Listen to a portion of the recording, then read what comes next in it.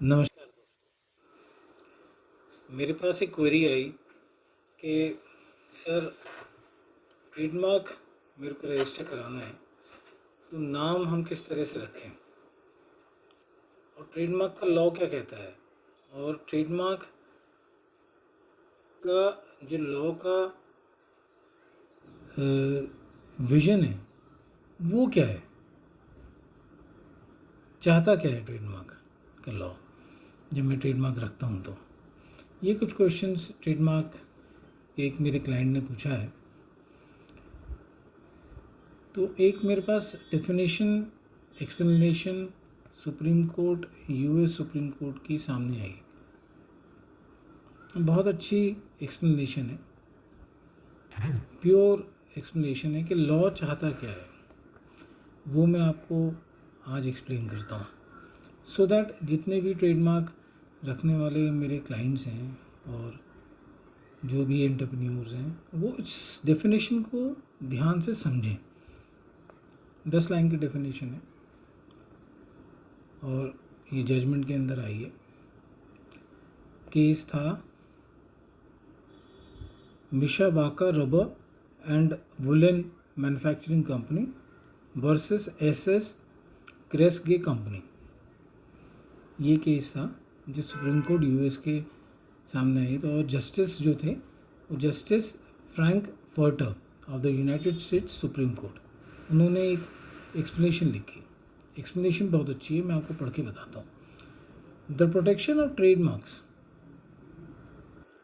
is the law's recognition of the psychological function of the symbols means जो trademark का law है वो psychological function को protect कर रहा है। यू अंडरस्टैंड दैट कि वो जो पोर्ट्रे करना चाह रहा है मार्केट में, मैं एज अ सिंबल क्या हूँ, आप मेरे को कैसे याद रखेंगे।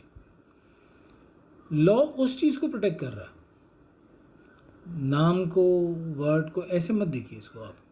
आप इसको बिल्कुल टोटलिटी में देखिए कि आपका जो सिंबल है वो पोर्ट्रे क्या कर रहा है। वो पोर्ट्रे ये कर रहा है कि जो साइकोलॉजिकल इफेक्ट क्रिएट कर रहा है माइंड्स में, वो क्या चीज़ है, right. It if it is true that we live by symbols, हम सिंबल्स के साथ तो जीते हैं। बहुत सारे लोगोज हैं मार्केट के अंदर, आपको बताइए। It is no less true that we purchase goods by them. A trademark is a merchandising shortcut which induces a purchaser to select what he wants or what he has been led to believe he wants just because of that symbol, right? The owner of the trademark exploits this human propensity by making every human effort to impregnate the atmosphere of the market with the drawing power of the congenial symbol। जो symbol ने एक power create कर रखी है market में, symbols ने, वो power को अट्रैक्ट करने की कोशिश करता है एंटरप्रेन्योर अपने इंडिविजुअल सिंबल से, कि ये वाला सिंबल एयरटेल का है, या आइडिया का है, ये जियो का है, राइट, ये ब्लेंडर स्प्राइट का सिंबल है, ये किसी और प्रोडक्ट का सिंबल है, ये एप्पल का सिंबल है। ये सिंबल्स क्या है मार्केट के अंदर, ये मार्केट में सिंबल्स एक पावर क्रिएट कर रहा है। क्लियर है? वो पावर के अंदर इंटर करना चाहता है एंटरप्रेन्योर अपने सिंबल को लेके, कि मेरी भी एक स्टैंडिंग बन जाए।